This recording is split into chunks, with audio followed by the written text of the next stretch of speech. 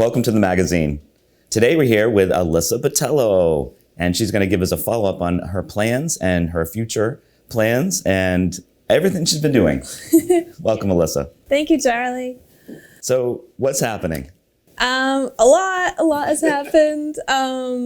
Yeah, I mean, we talked, I think, in January of this year. It's been a while. Yeah, so since then, I graduated college, so I'm all done. Thank you so much. It feels great to be out, I will say.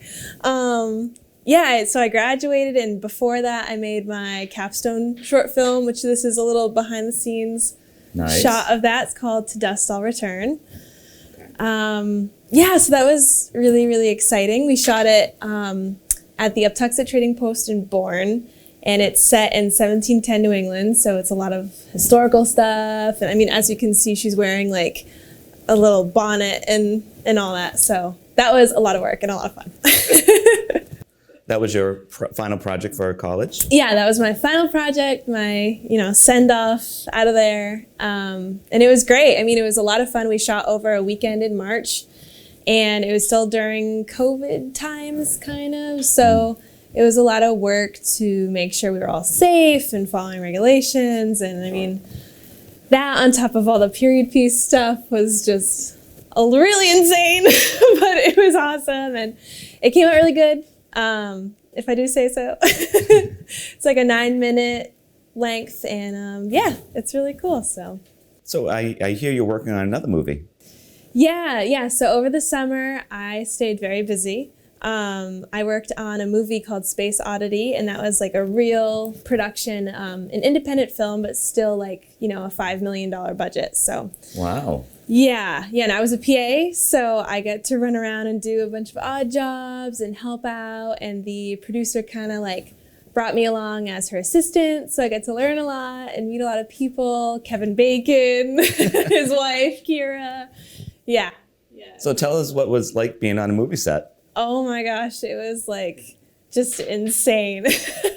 I feel like, in school, you feel you have a good idea of filmmaking, and I've been doing it, since my days at Fairhaven High School as a freshman. So in my head, I was like, oh yeah, I know the deal. I know how it goes. I know like the protocol and all that. And well, I feel like I had a good foundation. I went in and it was just a whole different world. It was so crazy. Like, what was so surprising to you?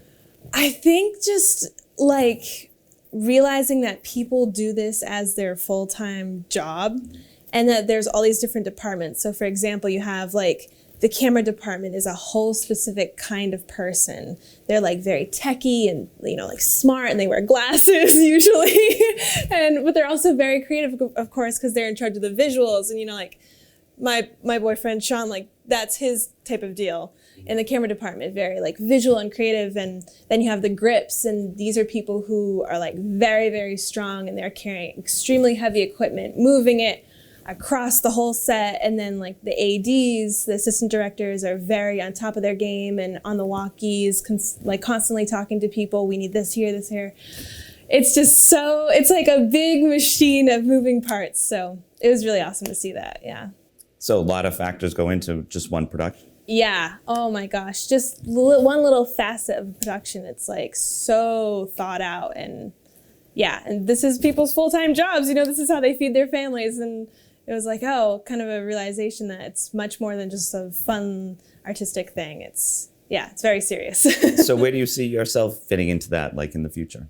Yeah, I think in the future, my end goal is as a director. And I think being on that set really opened my eyes to how it's more of like a figurehead position, kind of like the president of the United States. It's like there is a lot of work that you need to do to be able to get there. Mm-hmm. And I think for me personally, you read about different directors and how they got to that position. And so, for example, like James Cameron, he got there because he was extremely good at special effects. And you look at his movies and it's like, oh yeah, it makes sense. Like Avatar and, even Titanic, like lots of special effects. Yep. And so he started as a PA, what I just did, just helping out randomly. PA is production assistant. Yeah, sorry. I just forget these lingo, these terms. But yeah, a production assistant doing random stuff on set. And then he went into the special effects department and was really, really good. And he, climbed up those ranks really quickly. And then because he was so talented and good at that, he was then offered, to direct something. I forgot what movie it was, but yeah. So that's how we got there. And I think for me, it's writing. And looking back, I've always wanted to write, which is really funny. Like, even as I always tell the story, I was a little kid, my mom got me a library card at a week old, and I love reading and writing, and I've been doing it forever. And I think that's what I'm like really good at. There's a lot that I have to learn, but I think that is my sort of path to getting to directing. So I'm gonna work on writing now. So over the summer, you said you worked with Kevin Bacon. How was that? That was cool. Yeah. So when I started on that set, all I really knew was that Kira Sedgwick was directing it, and that's his wife. Okay. So that was, exciting. Actually, I didn't even know that they were married when I started it. I had to look it up, and then I was like, oh, maybe Kevin Bacon will be around.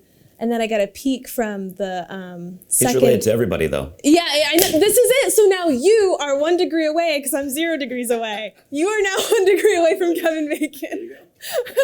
Thank you, Alyssa. So true. You're welcome.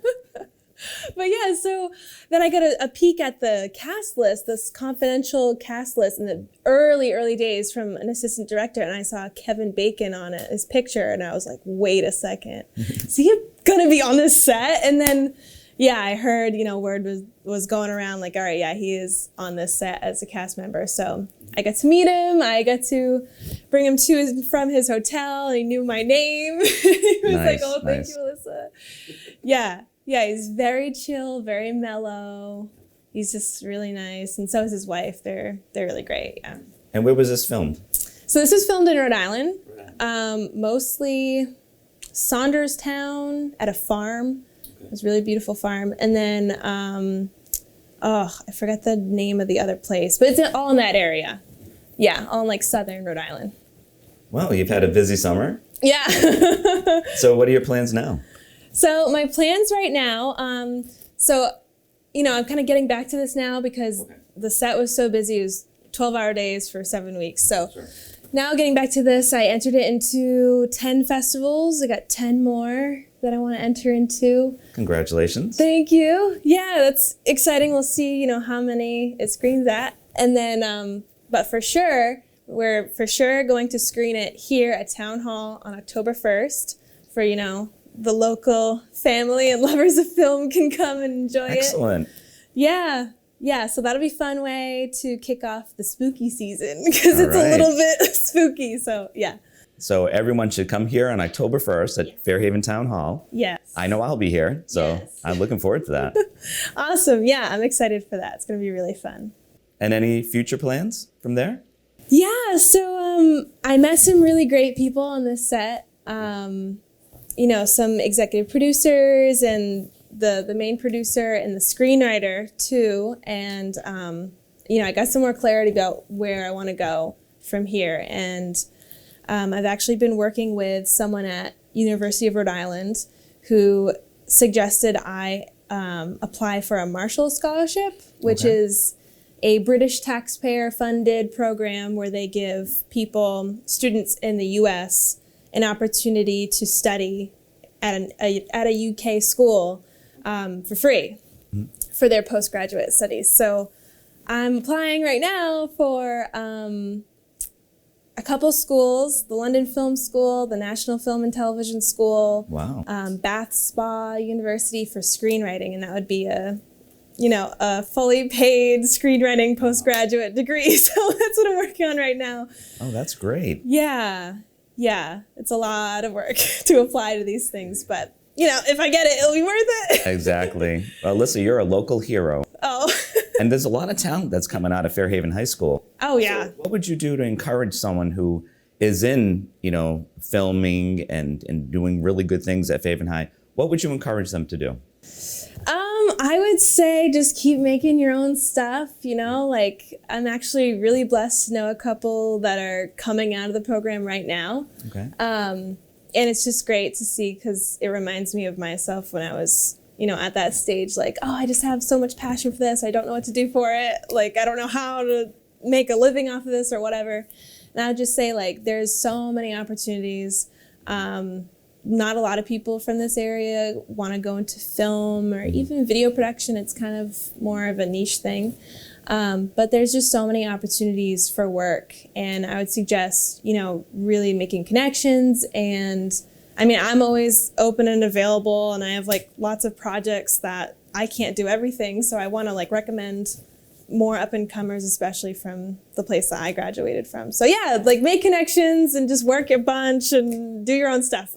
Great. And how can someone get in touch with you, Alyssa? Yeah, so you can get in touch with me over Facebook. I keep that, you know, more for business and creative projects and stuff. So that's like wide open. And then Instagram as well. It's Alyssa.Botelho. I post a lot of my projects in there too and opportunities. So yeah. Great. Yeah. And any other projects coming up this summer or this early fall besides October 1st? Yeah, so actually I'm working on right now preparing for the 48-hour film project. Okay. That's based out of Providence. So that is, you have to make a short film in just one weekend, Friday night to Sunday night. Oh, wow. Yeah, so yeah, working on that. Okay. That's always a good time and good way to sharpen your skills. So that'll be fun. Well, I wish you a lot of luck with that. Thank you. And a lot of luck for your very, very good future. Thank you so much. And thank you for being a local hero. Of course. You know. Thank you. Thank you, Alyssa. Welcome back to the magazine. We're here with Derek Frates, the Cable Access Director in Fairhaven. Welcome, Derek. Thanks, Charlie. Thanks for having me on this popular show. Thanks for being a part of it. We really appreciate that. So today we're reversing things. Usually the one directing everything and behind the scenes and behind the cameras and behind the computers. And today we're going to find out about you, Derek. So tell us about your upbringing. Well, I was born and raised in New Bedford, Mass, right over the bridge. I had a great upbringing, experienced a lot, you know, in town and in the surroundings areas. Mm-hmm. Still close with my family that are still around. Now I live in Dartmouth, Massachusetts. Recently moved there with my family.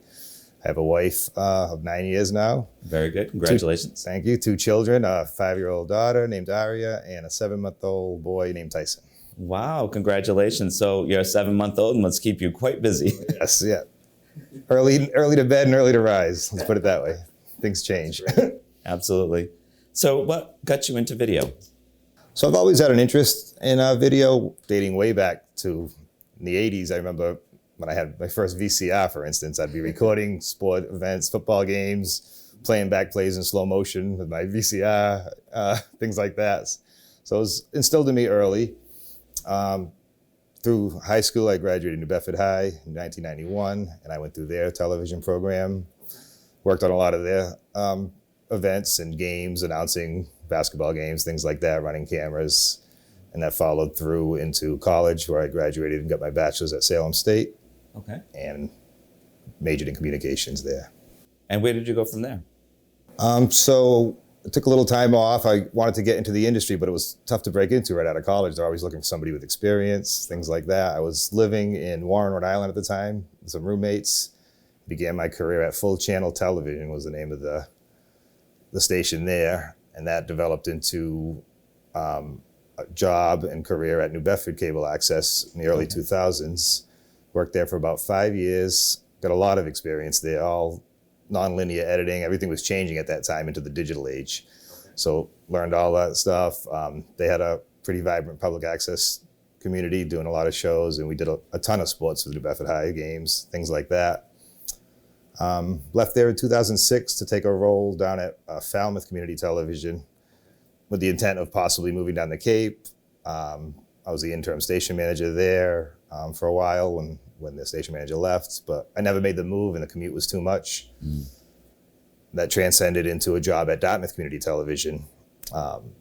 Worked there for 12 years, and we did a ton of things there as well, including UMass, Dartmouth sports and events, and also the high school over there and community events, and got a wealth of experience in the 12 years at Dartmouth. Yeah, that's a long tenure there. So what kind of things did you develop over in Dartmouth? I was a production coordinator there, so I actually was responsible for the public access side of things, as well as working doing the meetings, things like that, and a lot of sporting events we did over there in Dartmouth. But kind of ran the whole public side of things and got, the community involved and covered events, things like that. And you have a strong love for public access. It's a great thing to have. And I know in the past it was popular in Fairhaven. I heard, years and years ago, they had a nice public access community. And I know that went to the wayside for a while before I was hired. So I was happy to be able to bring it back and get Channel 95, which is our public access channel, up and running again for shows like this, for instance. Exactly. And what brought you to Fairhaven? Dartmouth was great for the time. I was single at the time, and it was a lot more night shifts, things like that. So the schedule didn't matter as much. Then I saw the opportunity that a director's job was open here. Originally just said, it's worth an interview. Didn't know that I wanted to leave Dartmouth, so I was happy there. But just how life progresses, and I had a young child at the time, more of a kind of a day job type atmosphere. Although we work a lot of nights here, at least I have some help here, and I can kind of handle a lot of the day-to-day operations. Interviewed here, things went well. They liked me and took a leap of faith, and happy I did. Well, we're really happy you did. Thank you, Eric. So, how was the transition into becoming a director? It was definitely challenging. That first year was all new things. In the past, you look at your schedule when you're just a production coordinator or videographer. Oh, what am I doing today? I got to show up to this, do this event or this game. But now you're thinking long-term, full-term, budgets, payrolls, not just your schedule, all your videographers and employees under you, their schedules, their day-to-day schedules, and then the long-term schedule of event planning, what you're going to cover, that stuff, how it gets scheduled on the 2 channels we have. It's all encompassing. And it took a while to get into the flow, but I think it's going well now.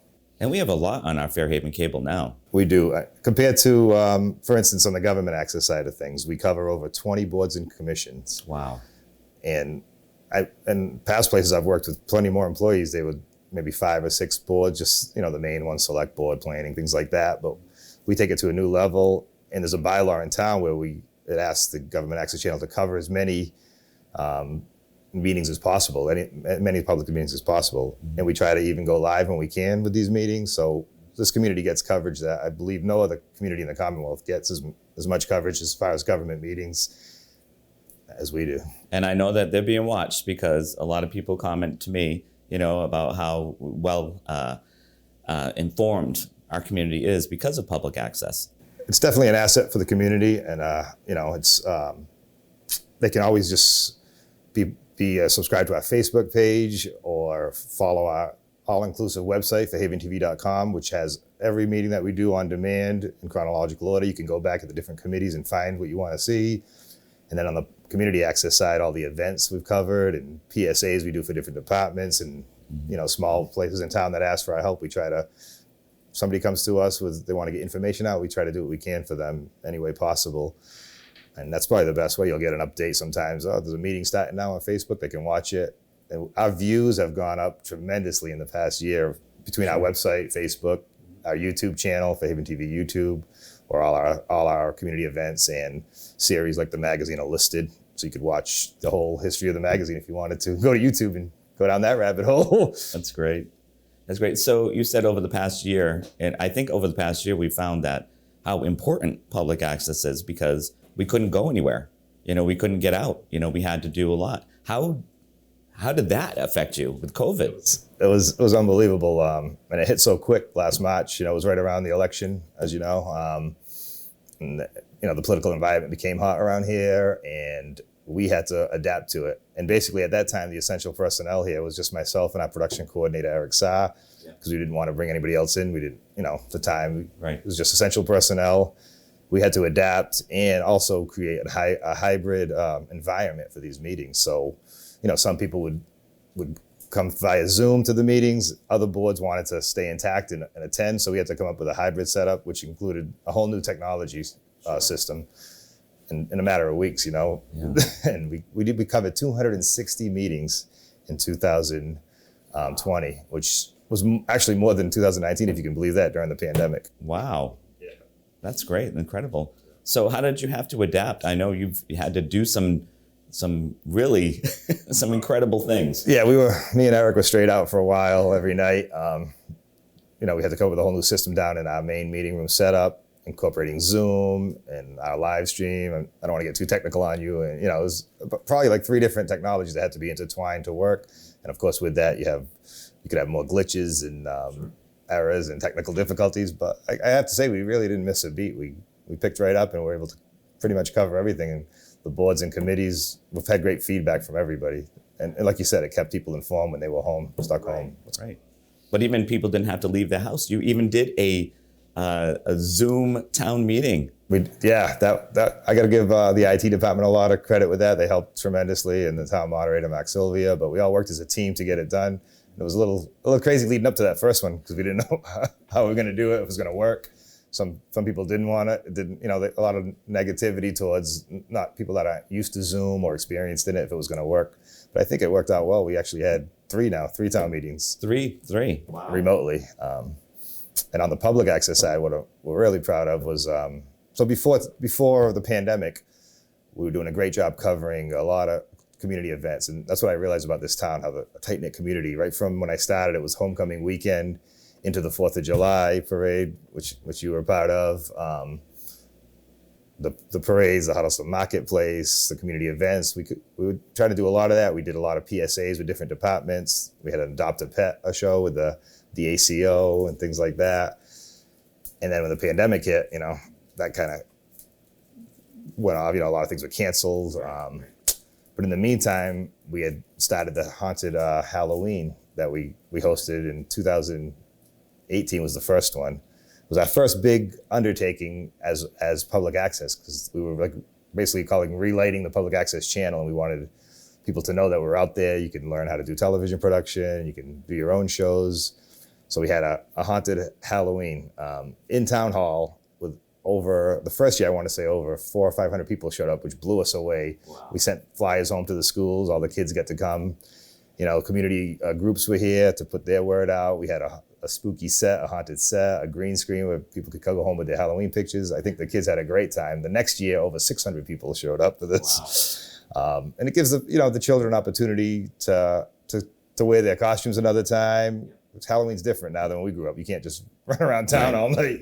Right. So that parlayed into last year's pandemic. What are we going to do? We can't stop it. So a lot of planning went into a virtual haunted Halloween event where about, I want to say 50 or so kids joined remotely through Zoom in full costume, got to interact with our magician, who was the MC, Todd Migliacci, who's another employee of ours. He does our set design and stuff like that. They had a great time. And we actually won this award, which was for the Mass Access, which is all the community access stations in the state. We won Best Virtual Event. Congratulations, that's great. That was great for the team. It's a big team effort, with everybody involved. And we actually ended up doing a holiday special with Santa. Santa joined us through Zoom from his workshop. Oh, wow. Children get to speak to him. So hopefully this year we can go back to live in-person event, but that's still to be determined, I guess. But we're starting planning. Yeah, you've even been creative. We couldn't do parades last year, but you still made sure that Memorial Day was celebrated and the 4th of July. Tell us about how you did that. Yep. So I worked with the Veterans Agent, Brad Fish, who kind of coordinates the parades, and we came up with different ideas to do pre-recorded virtual events and then put it all together and release it on the date of, the 4th of July, Memorial Day, Veterans Day. So we'd go down to Veterans Park and do a ceremony there. We'd have a member of the Fairhaven High School do the Gettysburg Address, things like that. If anybody else wanted to do a message for Memorial Day or Veterans Day, would record them and kind of put it all together. So at least on the day of, we could release it on Facebook and YouTube, and people could still have some type of interaction, even though if they're not at the live parade. Show some highlights from parades past, because we put so much work into them and they came out great. We did some virtual walking tours with Chris Richard from tourism, since he couldn't have people in. Right. Those came out unbelievable. I can't say enough about my staff. They're talented young professionals, and it's high quality work, especially on the community side of things. Like if you look at our YouTube page and some of that stuff that we've done, it's unbelievable. Yeah, you definitely have creative staff, that's for sure. How many people on your staff? So we have a total of one full-time besides me, like I said, Eric Sa, the production coordinator, Alyssa Botelho, who you've interviewed. They were actually the two that were already videographers when I was hired, so I was lucky to inherit them. Yes.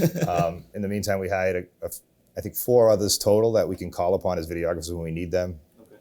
A few that came through the Fairhaven High program, and a few that I knew through Dartmouth, including Todd, who's our set designer and works at the Zeitarian and things like that. So he's great for those virtual events and helping out with that kind of stuff. So it's a great staff. We do a lot of team bonding when we can. It's been a little different this year, but try to get together, have staff meetings, and maybe go out to celebrate after, have team bonding type experience, and we all get along great. I think it shows in our work. Great. Oh, yeah, it definitely does. It definitely does. You definitely have a top-notch crew and a great director in itself. So what are some things planned for the future here? So we're right in the stages of starting to plan the next Haunted Halloween event. So we're gonna have to prepare for both. We're gonna prepare for the live event in-house in the Town Hall Auditorium. It's traditionally the Thursday before Halloween. I haven't finalized the date, but we're just starting the planning stages. But then we're gonna be ready to switch over in case, unfortunately, if the pandemic increases and we have to go virtual again, we have to be ready to do something like that. And besides that, it's almost on a nightly basis, we're covering government meetings, sometimes multiple meetings per night, and that takes up a lot of our time. Other community events, whatever comes up. Like I said, if a town department needs something, for instance, I think we're going to do a video soon with the town clerk about dog licensing, things like that. That's what we're here for. I think we're a community department type of asset that they can use us to get their word out. They need something out, call us, we'll do a video, we'll get we can talk to a communications specialist that works with us in the schools to get press releases out as well. Sure. Whatever it takes to help everybody get on the same page.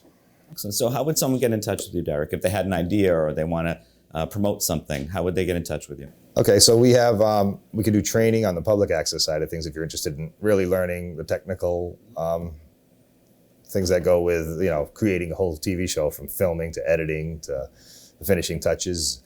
They can go to our website, which is fairhaventv.com. There's contact forms on there. We have an email, fairhaventv@gmail.com. That's an easy way to get a hold of us. But basically, that website's great. We put a lot of work into it, and it shows, it kind of breaks it into the government side, the public access side. There's a page about the staff. If you want to learn a little bit about them, about us. So everything's on that website, basically, to get in touch with us.